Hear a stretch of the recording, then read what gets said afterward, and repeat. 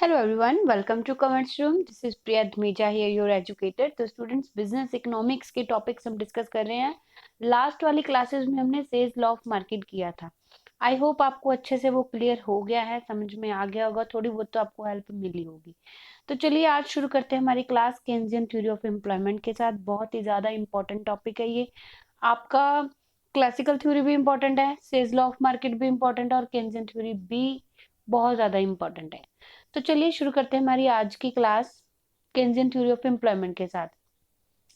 Class को शुरू करने से पहले एक छोटी सी रिक्वेस्ट स्टूडेंट्स, अभी तक आपने हमारे चैनल को सब्सक्राइब नहीं किया तो प्लीज हमारे चैनल को सब्सक्राइब कीजिए और लेसन्स अच्छे लगते हैं लेसन्स को वीडियोस को लाइक कीजिए और शेयर कीजिए और आप अपनी वैल्यूएबल फीडबैक दे सकते हो कमेंट करके.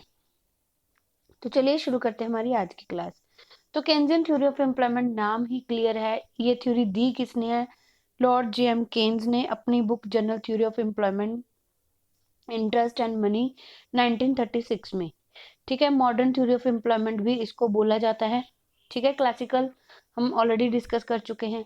तो केन्स के अकॉर्डिंग क्या है? There is not always full employment in the developed capitalist economy. Developed capitalist economy में कभी भी हमेशा फुल एम्प्लॉयमेंट नहीं मिलेगा आपको. Not always full employment in the developed capitalist economy. As a matter of fact there can be unemployment in every economy. हर एक economy में अनएम्प्लॉयमेंट आपको मिलेगा ही मिलेगा. उसका मेन रीजन क्या है? रीजन अनएम्प्लॉयमेंट का है deficiency of aggregate demand. Aggregate demand में डेफिशिएंसी होना ही उसका क्या है? मेन रीजन है. अनएम्प्लॉयमेंट को रिमूव किया जा सकता है, फुल एम्प्लॉयमेंट को रीस्टोर किया जा सकता है by increasing the aggregate demand. Aggregate demand को इंक्रीज करके हम अपनी फुल एम्प्लॉयमेंट की सिचुएशन को रिस्टोर कर सकते हैं. ठीक है, तो लॉर्ड केन्स के अकॉर्डिंग उसका जो एक्सपीरियंस है, उस एक्सपीरियंस के अकॉर्डिंग वो क्या कहते हैं कि डिप्रेशन हुआ था, ग्रेट डिप्रेशन हुआ था 30s में in almost all capitalist economy. सारी की सारी कैपिटलिस्ट इकोनॉमीज में बहुत ज़्यादा डिप्रेशन हो गया था. ठीक है, तो वहां पर बहुत ही ज़्यादा हैवी बहुत क्या हो गया था? अनएम्प्लॉयमेंट हो गया था. उसका मेन रीज़न क्या था? मेन रीज़न उसका यही था कि फॉल कर गई थी वहां पर aggregate demand compare to aggregate supply. Aggregate supply की कंपैरिजन डिमांड बहुत ज़्यादा कम कर गई थी, कम हो गई थी. Many countries like America, France, उन्होंने अडॉप्ट किया वो मेजर जो अनएम्प्लॉयमेंट को खत्म करने के लिए रिकमेंड किया था. किसने? क्लासिकल थ्योरी वालों ने. ठीक है, तो उन्होंने वो मेजर क्या किया? अडॉप्ट किया अनएम्प्लॉयमेंट को खत्म करने के लिए. उन्होंने क्या किया? वेज रेट रिडक्ट कर दिए, क्योंकि क्लासिकल वालों ने तो यही कहा था ना, मनी वेज में रिडक्शन कर दिया. Fall in the rate of interest, rate of interest fall हो गया. बट ये जो मेजर हैं फेल हो गए थे अनएम्प्लॉयमेंट को रिमूव करने के लिए. Lord Keynes analysed deeply the problem of unemployment. उन्होंने डीपली अनएम्प्लॉयमेंट की प्रॉब्लम को एनालाइज किया और ये कंक्लूड किया कि जो अनएम्प्लॉयमेंट का मेन रीजन है वो डेफिशिएंसी ऑफ एग्रीगेट डिमांड है. डेफिशिएंसी ऑफ एग्रीगेट डिमांड है. तो उन्होंने सजेस्ट किया कि जो अनएम्प्लॉयमेंट है उसको खत्म किया जा सकता है by increasing the aggregate demand. तो जो मेन रीजन है उस रीजन को खत्म करो ना. ठीक है, तो according to him aggregate demand compressed of demand of two types. दो तरह की डिमांड इन्होंने बताई है, demand for consumption goods and demand for investment goods. In short period consumption remains more और लेस कांस्टेंट. शॉर्ट पीरियड में आपकी जो कंजम्पशन है वो मोर और लेस हो सकती है कांस्टेंट. तो जो एग्रीगेट डिमांड है उसको इंक्रीज किया जा सकता है बाय इंक्रीजिंग द इन्वेस्टमेंट. ये शॉर्ट पीरियड की बात कर रहे हैं. तो during the period of depression the expectations of profit is removed. Depression के पीरियड में जो प्रॉफिट की एक्सपेक्टेशंस होती है वो कुछ खास नहीं होती है, रिमोट होती है. तो प्राइवेट सेक्टर है जो वो फील नहीं करता कि यहाँ पर हमें अपनी इन्वेस्टमेंट को इंक्रीज करना चाहिए, क्योंकि डिप्रेशन का पीरियड चल रहा है, तो प्रॉफिट की कोई भी एक्सपेक्टेशंस वहाँ पे नहीं है, तो प्राइवेट सेक्टर है जो वो इंक्रीज नहीं करता है अपनी इन्वेस्टमेंट को। तो इसको अचीव करने के लिए, फुल एम्प्लॉयमेंट के ऑब्जेक्टिव को अचीव करने के लिए जो इन्वेस्टमेंट है फिर वो कौन करेगा? वो गवर्नमेंट करेगी। गवर्नमेंट वाज कॉल्ड फॉर, तो गवर्नमेंट को वहां पर इंटरफेयर करना ही पड़ेगा। तो केन्स के अकॉर्डिंग, केन्स का क्या ओपिनियन था कि अनएम्प्लॉयमेंट को अगर आप रिमूव करना चाहते हो, फुल एम्प्लॉयमेंट को अचीव करना चाहते हो, तो गवर्नमेंट की इंटरफेरेंस मस्ट है। गवर्नमेंट को इंटरफेयर करना ही पड़ेगा इकोनॉमी में। लॉर्ड केन से पहले क्लासिकल जो इकोनॉमिक्स से माल्थस है, उन्होंने भी यही ओपिनियन दिया था कि जो मेन कॉज है फॉल इन एम्प्लॉयमेंट का, जो एम्प्लॉयमेंट में फॉल हो रहा है या अनएम्प्लॉयमेंट हो रही है, उसका मेन रीजन क्या है? Deficiency of effective demand.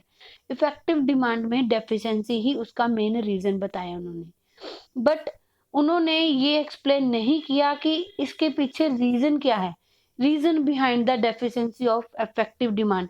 उन्होंने डिजीज तो बता दी क्या है, पर डिजीज के पीछे रीजन क्या है ये नहीं बताया। ये बता दिया कि डेफिशिएंसी इफेक्टिव डिमांड में होने के कारण अनएम्प्लॉयमेंट होती है, लेकिन ये डेफिशिएंसी आई क्यों, ये उन्होंने नहीं बताया। तो चलिए देखते हैं केन्स क्या कहते हैं अपनी थ्योरी में।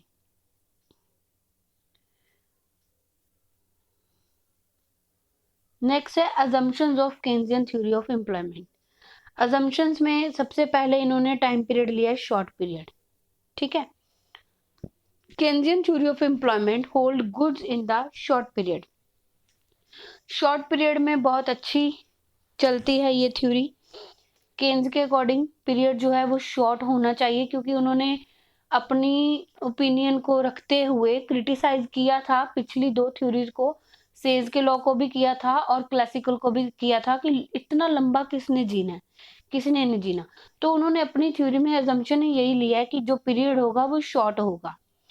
तो उन्होंने ये बिलीव किया है कि जो अनएम्प्लॉयमेंट की प्रॉब्लम है डेवलप्ड कंट्रीज में, डेवलप्ड इकोनॉमीज में, वो शॉर्ट रन प्रॉब्लम है, क्योंकि लॉन्ग रन में हम सारे मर जाएंगे। तो शॉर्ट पीरियड में एग्रीगेट डिमांड एग्रीगेट सप्लाई जो है वो कांस्टेंट रहने वाली है। एग्रीगेट सप्लाई आपकी कांस्टेंट रहेगी, क्योंकि शॉर्ट पीरियड है, सप्लाई को इंक्रीज नहीं किया जा सकता है, तो सप्लाई आपकी कांस्टेंट है। तो लेवल ऑफ एम्प्लॉयमेंट को इंक्रीज करना है और अनएम्प्लॉयमेंट को खत्म करना है, कैसे कर सकते हो? एग्रीगेट डिमांड की। ये दो ही पैरामीटर्स है हमारे पास, एग्रीगेट डिमांड और एग्रीगेट सप्लाई। अगर एग्रीगेट सप्लाई आपकी कांस्टेंट है, तो उसके अपोजिट फिर काम किसको करना पड़ेगा? कौन रोल प्ले करेगा? एग्रीगेट डिमांड रोल प्ले करेगी।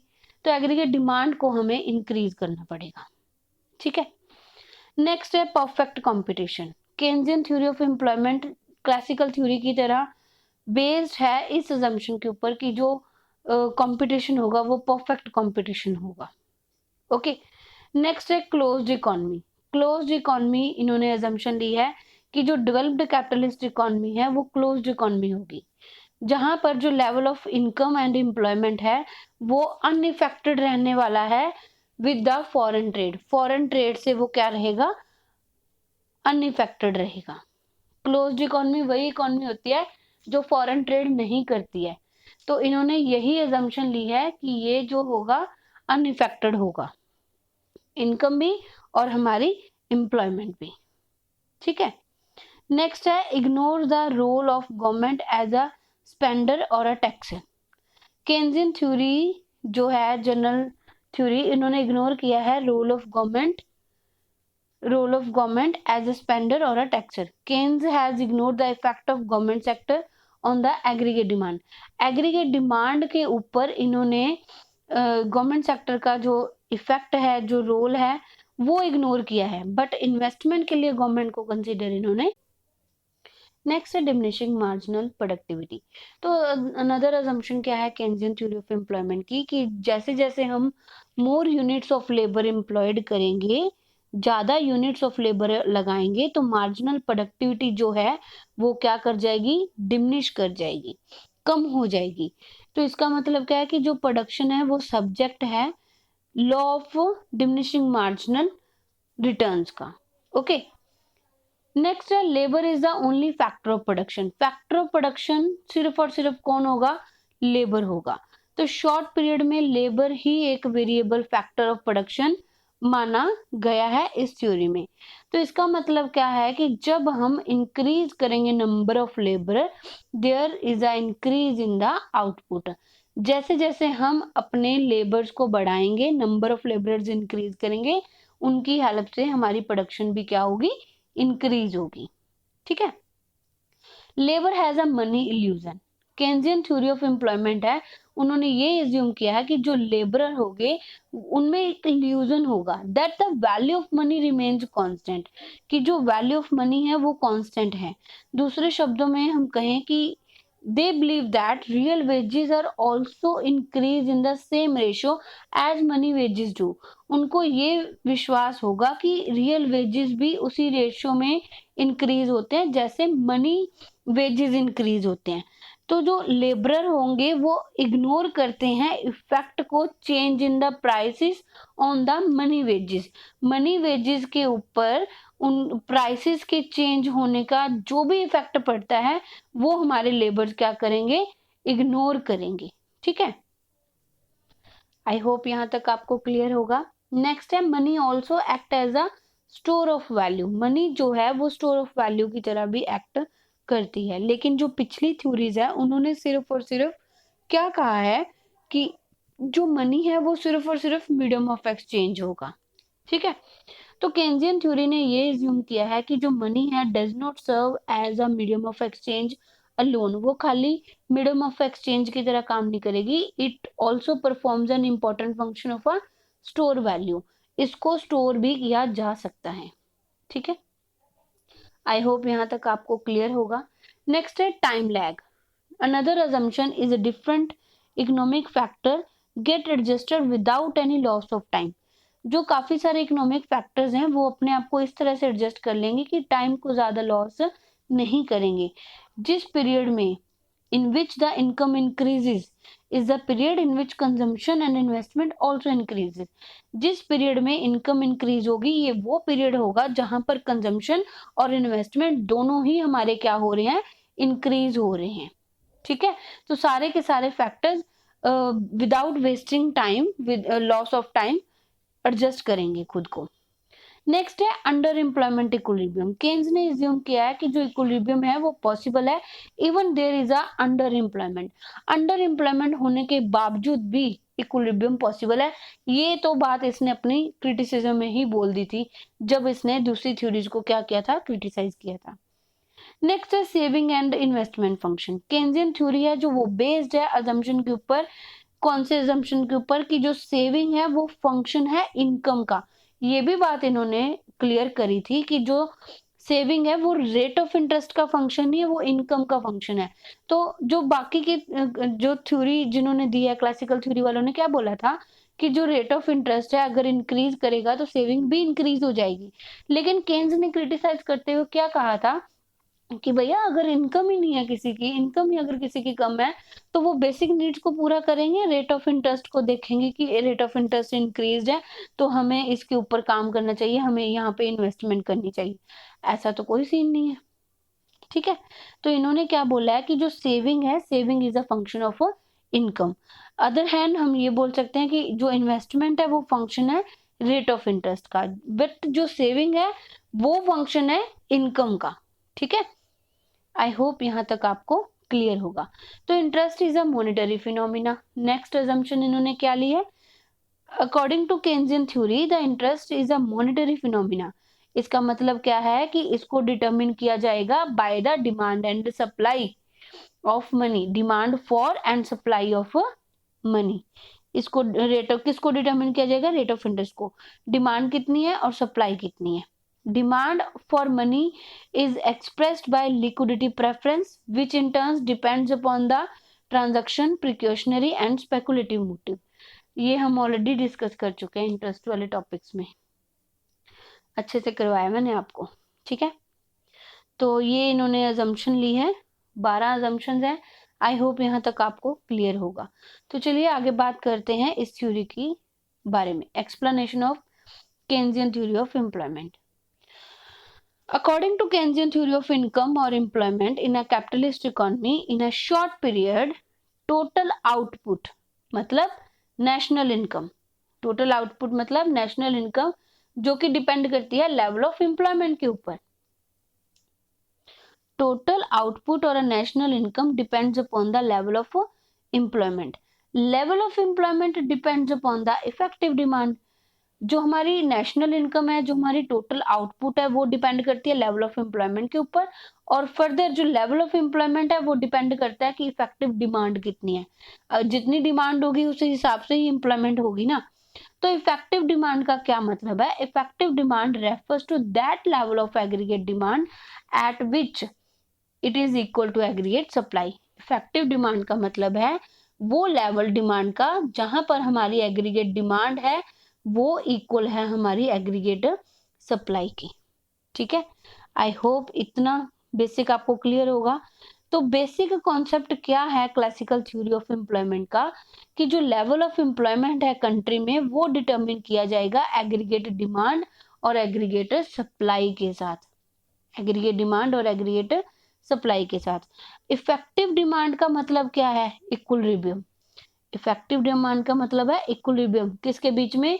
इफेक्टिव डिमांड और इफेक्टिव नहीं, एग्रीगेट डिमांड और एग्रीगेट सप्लाई के बीच में। इसका मतलब क्या है? Only that level of aggregate demand which is equal to aggregate supply in the country is called the effective demand. वो लेवल डिमांड का जहां पर हमारी एग्रीगेट डिमांड और एग्रीगेट सप्लाई इक्वल होती है, जब दोनों के बीच में इक्विलिब्रियम होता है तो वो बन जाती है हमारी effective demand. Okay, suppose by employing the 1 lakh laborer in a country at a given time period, the aggregate supply is worth 100 crore। Supply कितनी है? 100 करोड़ की। और एग्रीगेट डिमांड उसी टाइम पे कितनी है? 100 करोड़ है। तो इस सिचुएशन में जो एग्रीगेट डिमांड प्राइस है वो इक्वल होगा एग्रीगेट सप्लाई प्राइस के। ठीक है, तो केन्जियन थ्योरी के अकॉर्डिंग जो aggregate supply aggregate demand price होगा वो होगा 100 करोड़। क्या होगा? 100 करोड़। इसको एक्सप्लेन में देखते हैं, एक सेकेंड, यहाँ पे अभी पेंडिंग है। Explain in the following manner. देखो, y is a function of n। y क्या है? नेशनल इनकम यानी कि आउटपुट। वो किसका फंक्शन है? एम्प्लॉयमेंट का। सबसे पहले इस पैराग्राफ में क्या बात करी गई है कि जो नेशनल इनकम है वो फंक्शन है एम्प्लॉयमेंट का, और जो एम्प्लॉयमेंट है वो डिपेंड किसके ऊपर करती है? इफेक्टिव डिमांड के ऊपर करती है। इफेक्टिव डिमांड का फंक्शन है। और इफेक्टिव डिमांड क्या है? इफेक्टिव डिमांड है एग्रीगेट सप्लाई, जहां पर एग्रीगेट सब डिमांड के इक्वल हो जाती है। जब दोनों के बीच में इक्वालिटी होती है, इक्विलिब्रियम होता है, वो बन जाता है हमारा इफेक्टिव डिमांड। आई होप यहां तक आपको क्लियर होगा। देखो, नेशनल इनकम और एम्प्लॉयमेंट किस तरह से इन्होंने पूरा इस चार्ट के साथ बताया आपको। सबसे पहले जो नेशनल इनकम है वो डिपेंड करती है हमारे किसके ऊपर? लेवल ऑफ एम्प्लॉयमेंट के ऊपर। लेवल ऑफ एम्प्लॉयमेंट किसके ऊपर डिपेंड करता है? इफेक्टिव डिमांड के ऊपर। इफेक्टिव डिमांड में दो पैरामीटर्स आ रहे हैं, एग्रीगेट डिमांड और एग्रीगेट सप्लाई। एग्रीगेट डिमांड को फर्दर इन्होंने दो पार्ट्स में बांटा है, that is our consumption demand and investment. ठीक है, consumption and investment. Consumption good, demand for consumption goods and demand for investment, ये हो गया। नेक्स्ट है जो कंजम्पशन है वो फर्दर किसके ऊपर डिपेंड करता है? Prosperity to consume and national income. और जो हमारी इन्वेस्टमेंट है वो किसके ऊपर डिपेंड करती है? Marginal efficiency of capital and rate of interest. Marginal efficiency of capital and rate of interest. तो जो मार्जिनल एफिशिएंसी ऑफ कैपिटल है वो किसके ऊपर डिपेंड करती है? Prospective yield and supply price के ऊपर। Prospective yield and supply price के ऊपर। और जो हमारा रेट ऑफ इंटरेस्ट है वो किसके ऊपर डिपेंड करता है? Supply of money, liquidity preference, transaction motive, precautionary motive and speculative motive. तीनों मोटिव्स आ गए, ठीक है। उसके बाद एक ये हमारी एग्रीगेट सप्लाई है, उसके बीच में क्या कौन कौन से आ जाते हैं, एक हमारी आ जाती है फैक्टर कॉस्ट और एक आ जाते हैं हमारे नॉर्मल प्रॉफिट, ठीक है। अब इसको हम वन बाय वन समझते हैं कि ये क्या है, केन्स ने इसको किस तरह से अपनी थ्योरी में बताया है, ठीक है। तो चलिए, on the basis of above chart Keynesian theory of employment can be explained as follow. इस चार्ट के बेसिस पे हम केन्जियन थ्योरी को एक्सप्लेन कर सकते हैं। तो सबसे पहले हमारा लेवल ऑफ एम्प्लॉयमेंट जो कि डिपेंड करता है इफेक्टिव डिमांड के ऊपर, ठीक है, क्लियर। इफेक्टिव डिमांड डिपेंड करती है एग्रीगेट डिमांड और एग्रीगेट सप्लाई के ऊपर।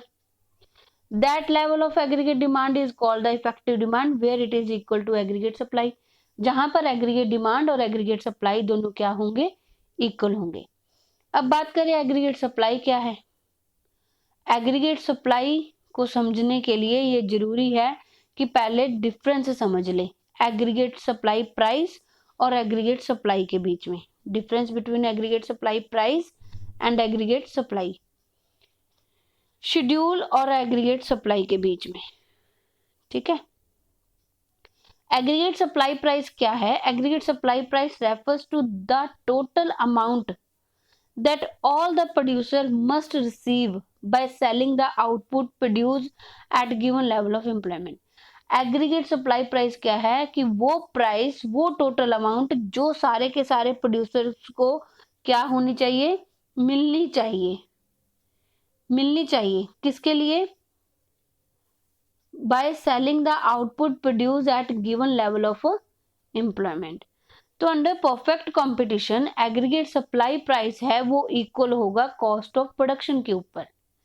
क्योंकि क्या कह रहे हैं कि एग्रीगेट सप्लाई प्राइस क्या है? वो प्राइस है जो प्रोड्यूसर को मिलना चाहिए, जो आउटपुट उन्होंने एक लेवल ऑफ एम्प्लॉयमेंट के ऊपर प्रोड्यूस किया है उसको बेचकर, उसको सेल करके, वही प्राइस है। परफेक्ट कंपटीशन में जो एग्रीगेट सप्लाई प्राइस है वो इक्वल होगा किसके? टोटल कॉस्ट ऑफ प्रोडक्शन के। It can also be called the national income, इसको हम नेशनल इनकम भी कह सकते हैं। इसके अपोजिट एग्रीगेट सप्लाई शेड्यूल, और एग्रीगेट सप्लाई क्या है? Refers to schedule showing the aggregate supply price received at different levels of employment. Different different level के ऊपर कितना प्राइस रिसीव हो रहा है। In the short period aggregate supply remains constant. Short period में supply हमारी क्या है? कांस्टेंट रहने वाली है। इतना आपको क्लियर होगा, आई होप। आगे बात करें एग्रीगेट डिमांड के ऊपर। एग्रीगेट डिमांड क्या है? Aggregate demand price refers to the total amount which all the producer expect to receive by selling the output produced at a given level of employment। Aggregate demand price का मतलब है total amount जो कि सारे के सारे producer expect कर रहे हैं कि उनको मिलेगा bye selling the output produce at a given level of employment. On the contrary, जो एग्रीगेट डिमांड शेड्यूल है या एग्रीगेट डिमांड है, उसका मतलब क्या है? शेड्यूल जो कि शो करता है एग्रीगेट डिमांड प्राइस को, जो कि डिफरेंट डिफरेंट लेवल के ऊपर मिलता है प्रोड्यूसर्स को, ठीक है। तो केन्स के अकॉर्डिंग एग्रीगेट डिमांड है उसको डिवाइड किया गया है टू पार्ट्स में, consumption and investment. Aggregate demand is a C plus I. C मतलब कंजम्पशन एंड आई मतलब इन्वेस्टमेंट, ठीक है। तो सबसे पहले समझते हैं कंजम्पशन एक्सपेंडिचर को। Consumption expenditure is a important consequent of aggregate demand. Increase in consumption expenditure leads to increase in total income.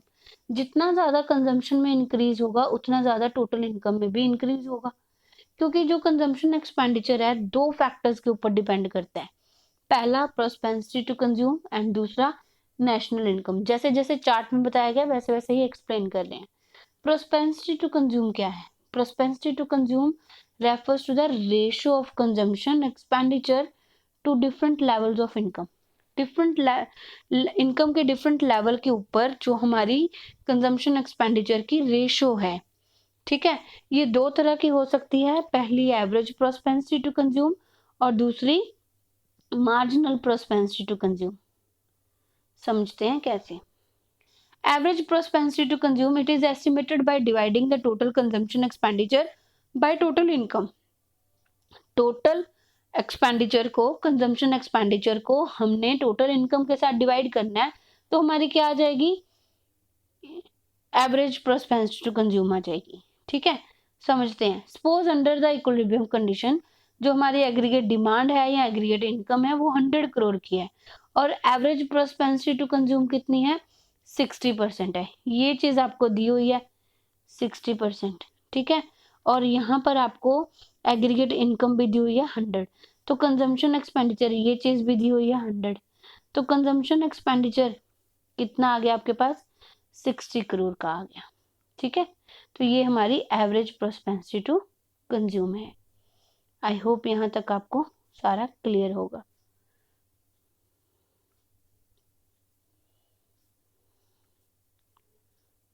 चलो आगे देखते हैं। Marginal propensity to consume, it is a ratio of change in aggregate consumption to change in aggregate income. ये ratio होती है, जहां पे marginal लगे वहां पे मतलब ही क्या है, चेंज। रेशियो है किसके बीच में, aggregate consumption to change in aggregate income.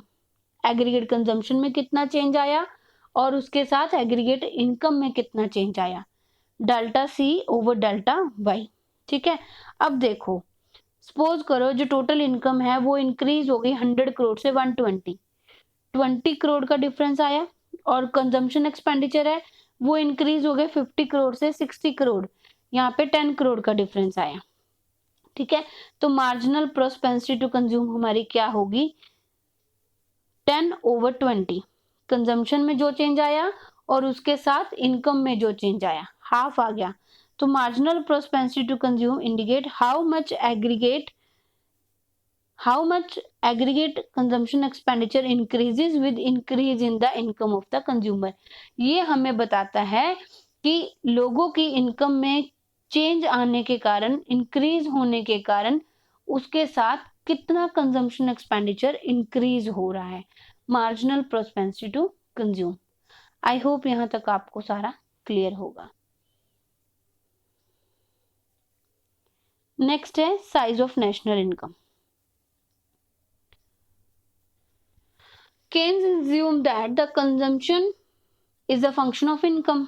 जो कंजम्पशन है वो फंक्शन है इनकम का, क्योंकि अगर लोगों की इनकम है तभी वो खर्चा करेंगे। तो C is a function of Y।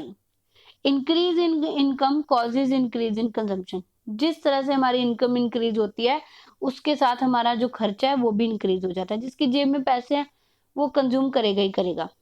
ठीक है, और However, the ratio of increase in consumption is less than increase in income। ये बात सही है कि इनकम में जितना इंक्रीज आ रहा है उसके साथ कंजम्पशन में इक्वल इंक्रीज नहीं आता है। इंक्रीज होती है लेकिन इतनी नहीं होती जितनी इनकम होती है, वो कम होती है। Consumption is less than increase in income. ये टेस्टिफाई किया है व्हेन नेशनल इनकम और एग्रीगेट सप्लाई, नेशनल इनकम और एग्रीगेट सप्लाई इंक्रीजेज, जब ये इंक्रीज होते हैं because of less proportionate increase in consumption, then increase in national income, aggregate demand falls short of aggregate supply। इसी के कारण, क्योंकि जितनी इनकम इंक्रीज हो रही है उतना खर्चा नहीं हो रहा है। नेशनल इनकम मतलब एग्रीगेट सप्लाई इंक्रीज हुई, उसके साथ हमारी एग्रीगेट जो कंजम्पशन है वो इतनी ज्यादा इंक्रीज नहीं हुई। वो इंक्रीज हुई लेकिन इतनी इंक्रीज नहीं हुई कि वो एग्रीगेट सप्लाई के इक्वल हो सके।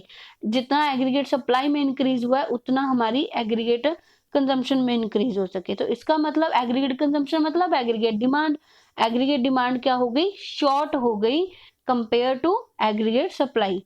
Consequently, firm reduces their output causing unemployment। इसका कारण क्या हो गया, फिर जो फर्म है उन्होंने अपनी आउटपुट को कम कर दिया और अनएम्प्लॉयमेंट यहाँ पे शुरू हो गई। तो इस अनएम्प्लॉयमेंट को खत्म करने के लिए हमें अपनी एग्रीगेट डिमांड को क्या करना पड़ेगा, इंक्रीज करना पड़ेगा।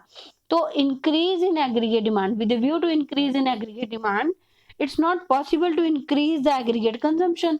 तो एग्रीगेट डिमांड को बढ़ाने के लिए ये पॉसिबल नहीं है कि हम उसके साथ एग्रीगेट कंजम्पशन को बढ़ा दें, because the latter depend upon a subjective factor. Latter मतलब एग्रीगेट डिमांड, कंजम्पशन की बात कर रहे हैं, ये सब्जेक्टिव फैक्टर है। बहुत सारे सब्जेक्टिव फैक्टर आ जाते हैं इसमें, जैसे टेस्ट, फैशन, हैबिट, ठीक है। And objective factor as distribution of income, दोनों ही फैक्टर मैटर करते हैं। वो शॉर्ट रन में क्या रहने वाले हैं, कांस्टेंट रहने वाले हैं। तो केन्जियन थ्योरी के अकॉर्डिंग जो अनएम्प्लॉयमेंट है, there is a greater scope of increase in aggregate demand if other component, अगर अगर अदर कंपोनेंट जो कि है हमारी इन्वेस्टमेंट, उसको बढ़ाया जा सके। क्योंकि एग्रीगेट डिमांड को बढ़ाने के लिए और सब्जेक्टिव और ऑब्जेक्टिव मैटर करते हैं फैक्टर। तो हमारे पास कौन सा हथियार है, अब हमारे पास इन्वेस्टमेंट का हथियार है, हम इन्वेस्टमेंट को बढ़ा सकते हैं, ठीक है। तो जिसके साथ हम अपनी एग्रीगेट डिमांड को इंक्रीज कर सकते हैं। अब बात कर रहे हैं इन्वेस्टमेंट के ऊपर। इन्वेस्टमेंट क्या है, investment refers to that expenditure which leads to addition in the total stock of capital asset। Investment का मतलब क्या है, वो एक्सपेंडिचर, वो खर्चा जिसके साथ हमारे कैपिटल एसेट में इंक्रीज होता है। तो ये एग्रीगेट डिमांड में बहुत इंपॉर्टेंट रोल प्ले करता है, इंपॉर्टेंट कॉन्सिक्वेंस हैं। तो केन्स के अकॉर्डिंग जो इन्वेस्टमेंट है वो मेनली डिपेंड करती है रेट ऑफ इंटरेस्ट के ऊपर और मार्जिनल एफिशिएंसी ऑफ कैपिटल के ऊपर, ठीक है। Rate of interest and marginal efficiency of capital के ऊपर। तो रेट ऑफ इंटरेस्ट के बारे में बात करते हैं। केन्स के अकॉर्डिंग जो इन्वेस्टमेंट है उसको इंक्रीज किया जा सकता है अगर रेट ऑफ इंटरेस्ट कम होंगे, क्योंकि जिस बंदे ने इन्वेस्टमेंट करनी है उसको rate of interest main cost बढ़ रही है, ठीक है। मान लो मैंने इन्वेस्टमेंट करनी है, पैसा बहुत ज्यादा मुझे चाहिए इन्वेस्टमेंट करने के लिए, और रेट ऑफ इंटरेस्ट 5% है, और जब मैं लेने गई तो ये कम हो गया, 4% पे हो गया, तो अभी मैं इन्वेस्टमेंट ज्यादा कर सकती हूँ, ठीक है। तो केन्स का क्या मानना है कि अगर आपने इन्वेस्टमेंट को बढ़ाना है तो आपको रेट ऑफ इंटरेस्ट को क्या करना पड़ेगा, फॉल करना पड़ेगा, कम करना पड़ेगा, ठीक है। And decrease with rise in the rate of interest, चलो होगी ये बात। तो rate of interest is determine by demand for and supply of money. जो रेट ऑफ इंटरेस्ट है वो कैसे डिटरमिन होता है कि मनी की डिमांड कितनी है और सप्लाई कितनी है। डिमांड फॉर मनी जो डिपेंड करती है वो लिक्विडिटी प्रेफरेंस के ऊपर करती है, ठीक है। लिक्विडिटी प्रेफरेंस क्या है लोगों की, पीपल प्रेफर करते हैं hold their money in cash form due to 3 motives, 3 motives के कारण वो अपनी लिक्विड फॉर्म में रखते हैं। ये इंटरेस्ट वाले चैप्टर में हमने डिस्कस किया था, transaction motive, precautionary motive and speculative motive. तो रेट ऑफ इंटरेस्ट के बारे में भी क्लियर हो गया कि केन्स ने क्या कहा है कि अगर आपने इन्वेस्टमेंट को इंक्रीज करना है तो रेट ऑफ इंटरेस्ट कम होने चाहिए। जैसे ही रेट ऑफ इंटरेस्ट कम होंगे तो हमारी जो डिमांड, हमारी जो इन्वेस्टमेंट है वो इंक्रीज हो जाएगी, डिमांड फॉर इन्वेस्टमेंट इंक्रीज हो जाएगी, ठीक है। तो जिससे हमारी अनएम्प्लॉयमेंट की प्रॉब्लम खत्म हो सकती है। लेकिन रेट ऑफ इंटरेस्ट को जो डिटरमिन करना है वो करना है डिमांड कितनी है मनी की और सप्लाई कितनी है। जो डिमांड है वो डिपेंड करती है लोगों की लिक्विडिटी प्रेफरेंस के ऊपर। लोग जो हैं पैसे को होल्ड करके रखना चाहते हैं, ट्रांजैक्शन मोटिव के लिए, प्रिकॉशनरी मोटिव के लिए और स्पेकुलेटिव मोटिव के लिए, ठीक है। नेक्स्ट बताया उन्होंने मार्जिनल एफिशिएंसी ऑफ कैपिटल, कि जो इन्वेस्टमेंट है वो मार्जिनल एफिशिएंसी ऑफ कैपिटल के ऊपर भी डिपेंड करती है। तो जो मार्जिनल एफिशिएंसी ऑफ कैपिटल है refer to the rate of profit. Marginal efficiency of capital का क्या मतलब है कि प्रॉफिट का रेट क्या है, प्रॉफिट कितने मिल रहे हैं। Addition made to the total profit by applying one more unit of capital asset is called the marginal efficiency of capital। जब हम एडिशन करते हैं टोटल प्रॉफिट में, टोटल प्रॉफिट हमारे बढ़ते हैं, कैसे बढ़ेंगे, जब हम एक और कैपिटल एसेट लगाएंगे, by applying one more unit of capital asset. तो हमारी मार्जिनल एफिशिएंसी ऑफ उसको क्या बोलते हैं हम, मार्जिनल एफिशिएंसी ऑफ कैपिटल।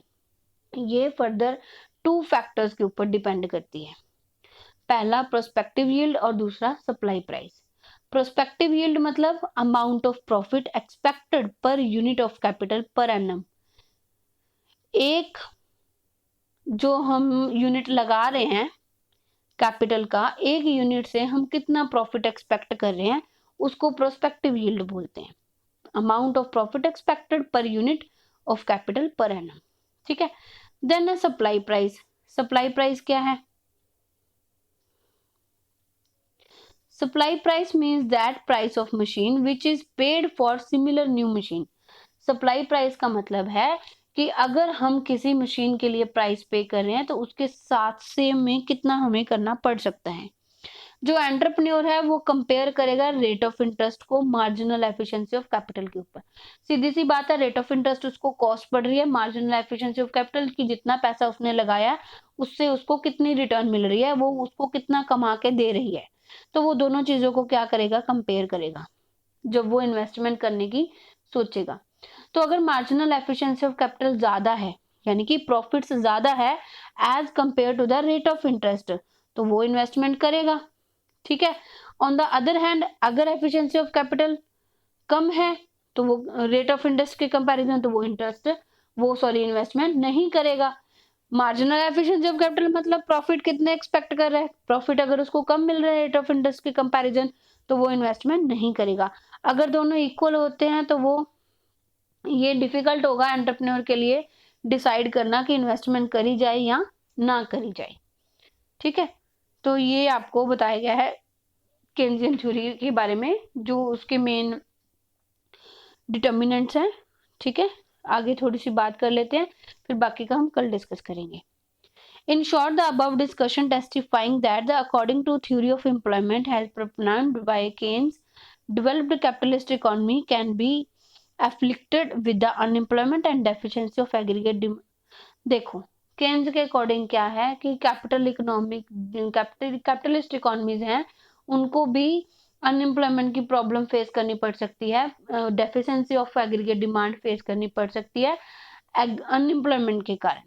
तो जो एग्रीगेट डिमांड है वो किससे बनी है? कंजम्पशन और इन्वेस्टमेंट से। तो शॉर्ट पीरियड में कंजम्पशन एक्सपेंडिचर है वो मोर और लेस हो सकते हैं। तो there is a greater possibility of increasing the aggregate demand by aggregate investment। तो हम अपनी एग्रीगेट डिमांड को बढ़ा सकते हैं अपनी इन्वेस्टमेंट के साथ, ऐसा केन्स ने कहा है। ठीक है। आई होप यहाँ तक आपको क्लियर होगा। मैंने आज की क्लास बहुत ही धीरे धीरे और एक एक पॉइंट को क्लियर करते हुए ली है। अगर कोई प्रॉब्लम आती है तो कमेंट करके आप अपनी फीडबैक दे सकते हो और मुझे मोटिवेट कर सकते हो। कोई बात नहीं, पॉजिटिव नेगेटिव सारी तरह की दे दो भैया, क्योंकि जिंदगी सीखने का नाम है। अगर आप बताओगे नहीं तो हम सीखेंगे कैसे, अच्छा कैसे करेंगे। ठीक है। तो चलिए मिलते हैं हमारी कल वाली क्लास में नेक्स्ट टॉपिक के साथ। Thank you. ओ हाँ, चैनल को सब्सक्राइब नहीं किया तो प्लीज चैनल को सब्सक्राइब जरूर कीजिए। Thank you.